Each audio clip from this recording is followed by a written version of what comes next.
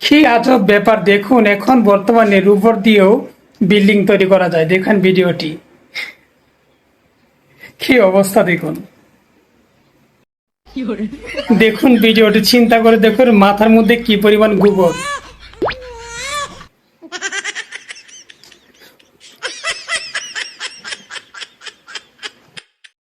চিন্তা করে দেখুন, বাবার থেকে এখানে ছেলের বুদ্ধিটাই বেশি। সম্পূর্ণ ভিডিওটি দেখুন আগে।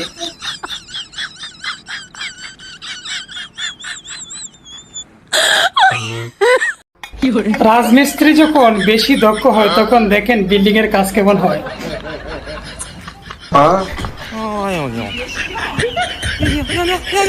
এছাড়া প্যান্টে সুতা আটকে গেছে, অতঃপর সে কি করলো দেখুন। জমি থেকে জমির চারাগুলো এক জায়গা থেকে আরেক জায়গায় নেওয়ার জন্য কত সুন্দর একটি টেকনিক দেখেন ব্যবহার করছে চাইনিজরা। এই যন্ত্রটির মাধ্যমে খুব সুন্দর করে জমি থেকে জমির চারাগুলো এক বাইকে বলা হয়েছিল টিভি পরিষ্কার করার জন্য। দেখেন কিভাবে পরিষ্কার করছে।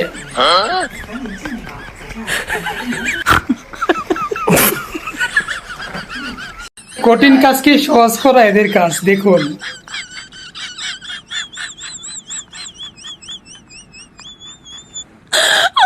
সবজি জমিতে পানি দেওয়ার দারুণ টেকনিক দেখুন, শিখে রাখুন। মুরগির খামার থেকে মুরগির নিচ থেকে ডিম তোলার দারুণ টেকনিক দেখুন।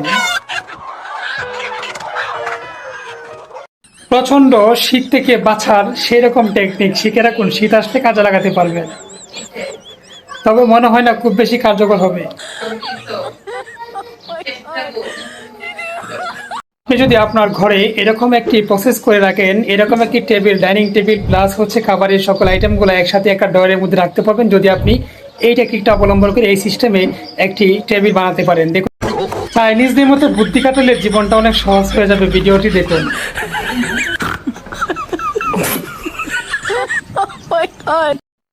কয়েল ধরানো দারুণ টেকনিক শিখে রাখুন, কাজে লাগবে। আপনিও কিভাবে কয়েল ধরাতে পারবেন।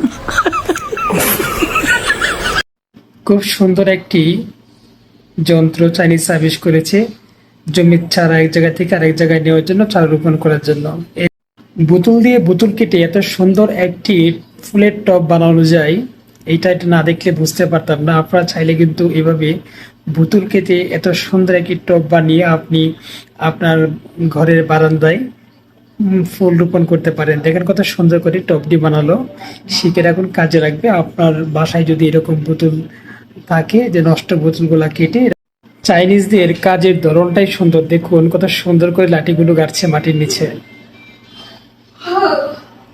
Technique by technique.